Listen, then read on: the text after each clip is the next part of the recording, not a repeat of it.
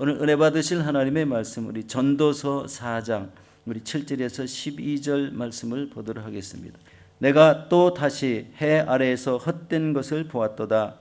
어떤 사람은 아들도 없고 형제도 없이 홀로 있으나 그의 모든 수고에는 끝이 없도다. 또 비록 그의 눈은 부요를 족하게 여기지 아니하면서 이르기를 내가 누구를 위하여는 이같이 수고하고 나를 위하여는 행복을 누리지 못하게 하는가 하여도 이것도 헛되어 불행한 노고로다. 두 사람이 한 사람보다 나으면 그들이 수고함으로 좋은 상을 얻을 것임이라. 혹시 그들이 넘어지면 하나가 그 동물을 붙들어 일으키려니와 홀로 있어 넘어지고 붙들어 일으킬 자가 없는 자에게는 화가 있으리라. 또 두 사람이 함께 누우면 따뜻하거니와 한 사람이면 어찌 따뜻하랴. 한 사람이면 패하겠거니와 두 사람이면 맞설 수 있나니 세 겹줄은 쉽게 끊어지지 아니하느니라. 아멘. 오늘 저는 이 말씀에 의지해서 우리 협력하는 신앙의 유익이라는 제목으로 함께 은혜를 나누도록 하겠습니다.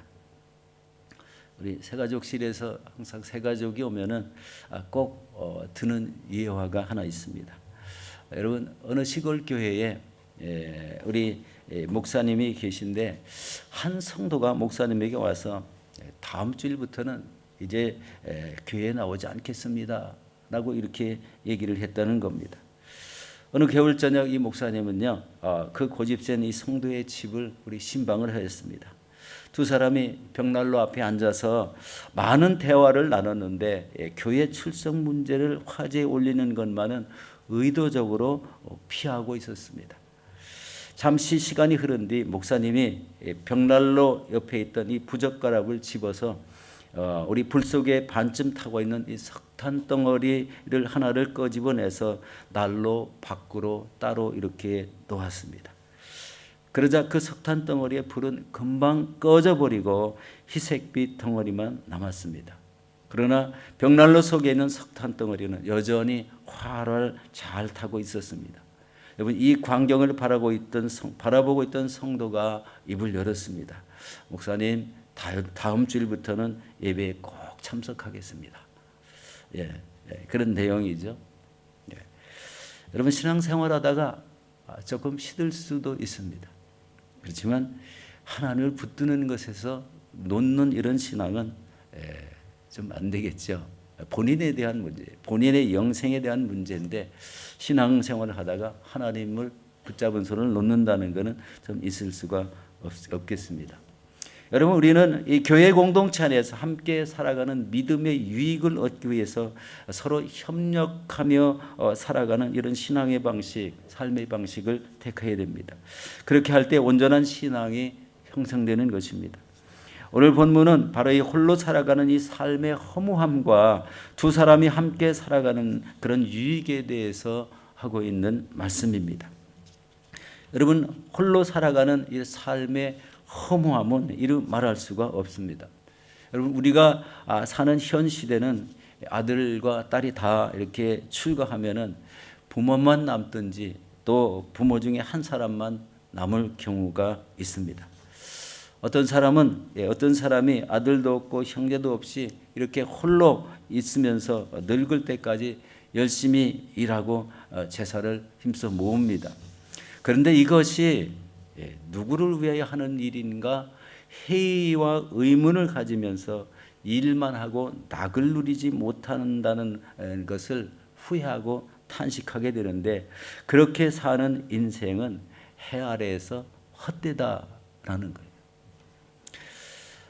일을 굉장히 중요하죠. 우리 살아가는데 이 일을 하지 않으면 안 되는 이 중요함을 가지고 있습니다. 그러나 일의 중요성보다 무엇이 더 중요할까요? 우리 삶에는요, 중요한 것이 있다는 것. 우리 영혼에 대한 문제죠.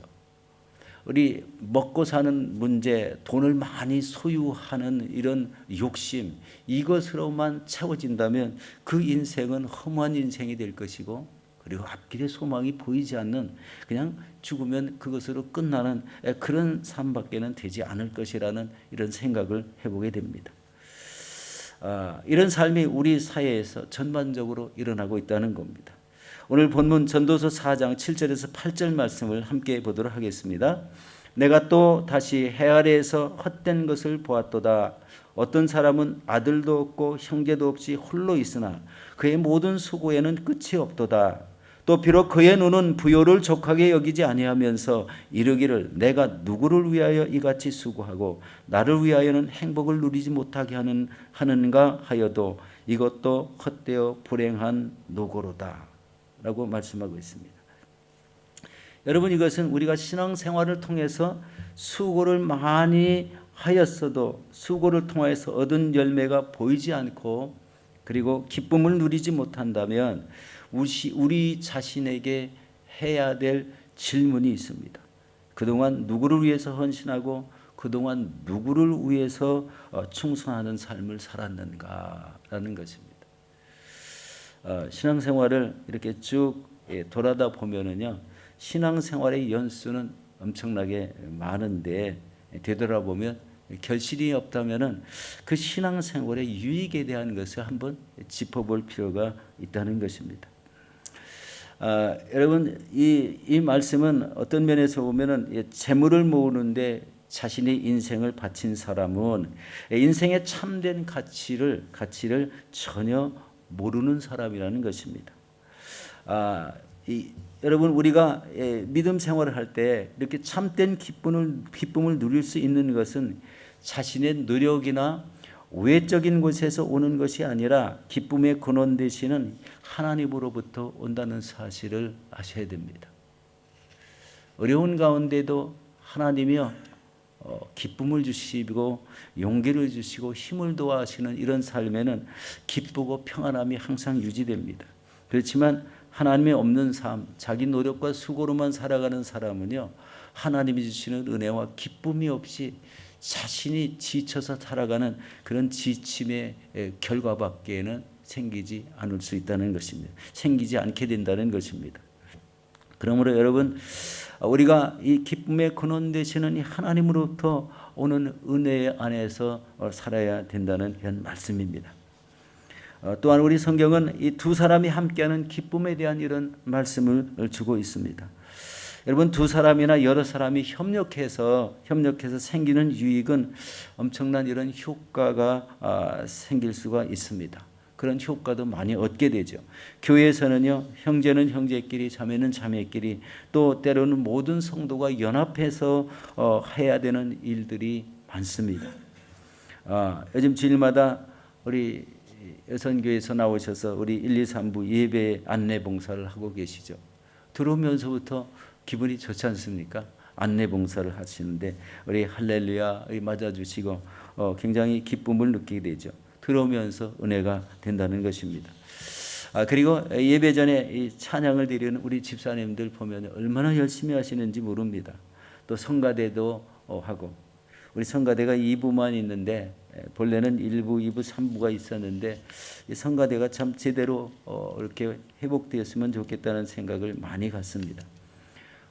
이 교회 오면은 헌신하고 봉사하는 부서가 많죠. 재정부, 식당 봉사, 차량 안내, 우리 주일학교 교사, 또 각 부서에서 봉사하시는 성도님들, 또 밖에 나가서 전도하시는 성도님들이 있습니다.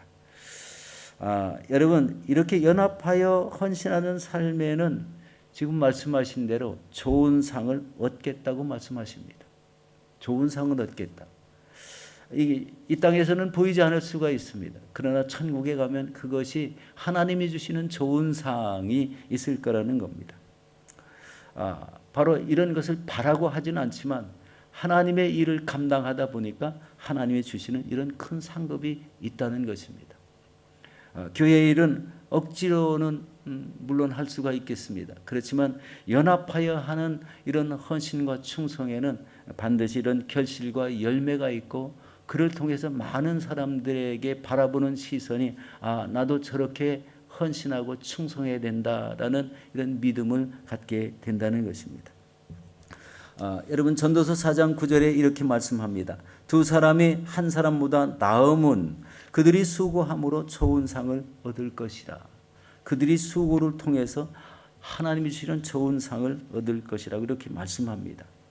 여러분, 하나님 전에서나 밖에 모여서 이렇게 봉사하는데 우리 하나님이 함께 하십니다. 무엇을 하든 하나님의 일을 감당할 때 하나님이 함께 하신다는 것입니다. 우리 마태복음 18장 20절에 보면 이렇게 말씀합니다. 두세 사람이 내 이름으로 모인 곳에는 나도 그들 중에 있느니라. 우리 하나님의 일을 하든 모여서 성경 공부를 하든 또 우리 두 사람이 모여서 전도를 나가든 그곳에는 하나님이 그들과 함께 계시다는 말씀입니다. 이 말씀의 의미는요, 자꾸 이 말씀을 되뇌이지 않으면은 사실은 잘 느끼지 못하는 분도 많습니다. 잊어먹는 거죠. 하나님이 분명히 전도를 나갔는데 많은 사람이 함께 하는데 전도를 할 때 바로 하나님이 함께 하신다는 이런 우리 깨달음이 있을 때는요, 전도가 더 신이 나고 말에 효력이 생기고 또 상대방이 이해를 빨리 하고 뭐 이런 역사들이 우리 현장에서 일어나게 될 것입니다. 가정에서는 어떨까요? 두 사람이 남편과 아내가 협력으로 이제 가정의 예수 안에서 믿음으로 연합되어서 하나님의 일에 수고하면은 그도 역시 좋은 상이 있을 것입니다. 온 가족이 하나님 전에서 믿음 생활을 하면서 이런 협력하여 우리 하나님의 일에 헌신하고 충성한다면 역시 좋은 상이 있을 것이라는 겁니다. 좋은 상. 이 말씀, 여러분, 전도서는 우리 솔로몬이라는 우리 당대 최고의 지혜를 가지신 분이 기록한 책입니다. 그런데 지혜를 주신 분이 하나님이시기 때문에 바로 하나님이 받은 말씀을 그대로 이렇게 성경 말씀으로 우리 기록해 놓으니까요. 바로 이것이 해도 되고 안 해도 되는 것이 아니라 반드시 그렇게 하면은 하나님 일에 수고할 때마다 좋은 상이 있을 거라는 그런 말씀입니다. 그런데 의도적으로 우리가 계획해서 하나님의 일을 감당하는 사람이 있는가 하면 그것을 또 예면하는 사람도 간혹 있다는 것입니다. 우리 반드시 하나님이 우리 주시는 것은 하나님의 일을 하면은 그에 대한 상급을 반드시 보상해 주신다는 데 있습니다. 여러분, 가정에서 나오는 믿음의 선한 영향력으로 이웃이 구원을 받고 또 이웃이 협력함으로 여러분 하나님께서 기뻐 받으시는 좋은 열매가 맺힌다면 그도 역시 좋은 상을 받게 될 줄로 믿습니다.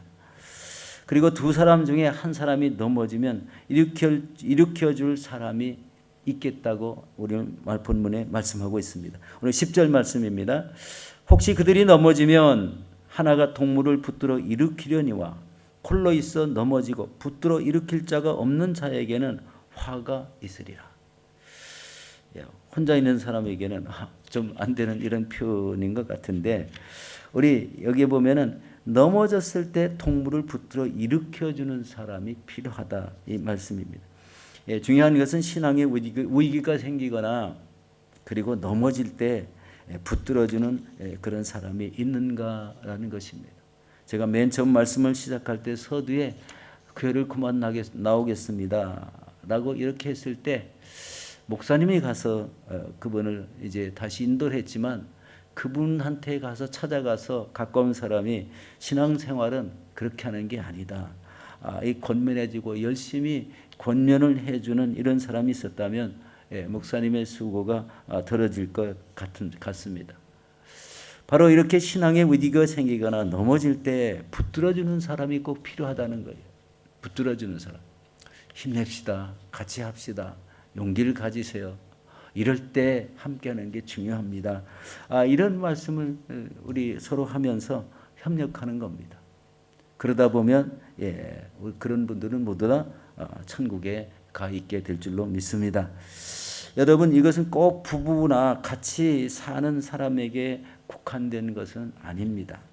교회 성도가 어려운 일이 생겼을 때 또 질병으로 고통을 당할 때 낙심하고 믿음의 길에서 이탈하려고 할 때 바로 서로 위로하며 격려하며 격려한다면 일으킬 힘을 얻게 된다는 것입니다. 현재 이런 경우가 우리 교회에 참 많이 있습니다. 암으로 고통을 당하는 우리 지체들이 있습니다.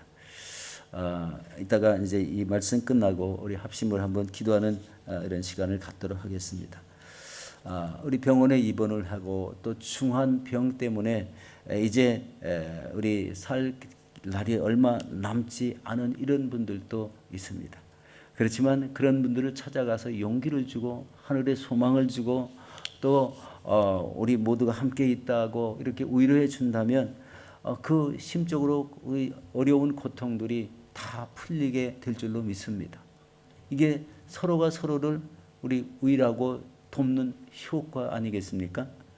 혼자 있으면 이 병 때문에 고통이 심한데 병이 있어도 여러 사람이 함께 위로해 주면은 그 마음의 평안을 계속 유지해 나갈 수 있다는 것을 알게 됩니다. 연세 많으신 성도님들이 양로원에 계신데 한 해 한 해가 참 다른 것을 봅니다. 그래도 이렇게 지팡이 짚고 걸어 다니시던 이런 분들이 아예 이제 누워서 점점 일어나시지 못하는 이런 상황을 보게 됩니다. 여러분, 우리 삶에서 이런 평안함과 우리 하나님이 함께 하시는 그 은혜를 경험하는 이런 삶 속에는 우리의 믿음이 더 강건하게 될 수 있다는 것을 보게 됩니다. 세상 사람들은 우리를 비웃고 그리고 믿는 사람들이 하는 게 뭐냐고 이렇게 말하는 사람도 있습니다.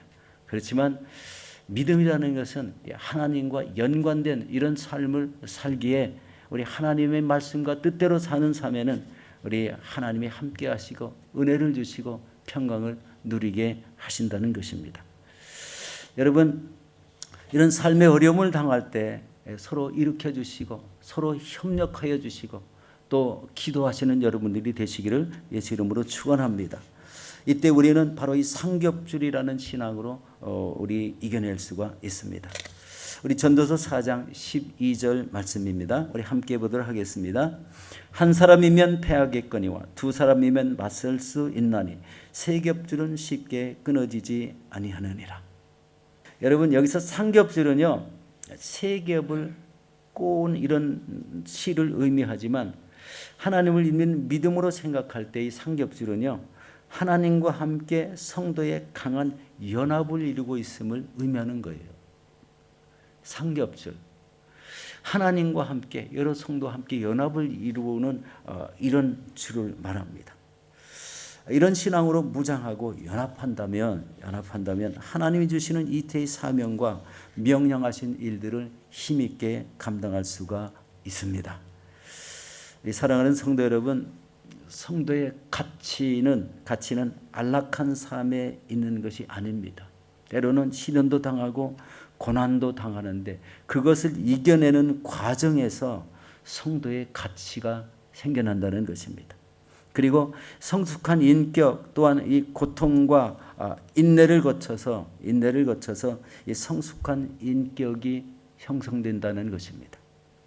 이런 고난과 시련은 우리 삶을 값지게 만드시려는 이 하나님의 선한 계획 안에 있다는 것을 생각하시고 하나님께서 주신 이 시대의 사명을 힘있게 감당하시는 저와 여러분들이 되시기를 예수 이름으로 축원합니다.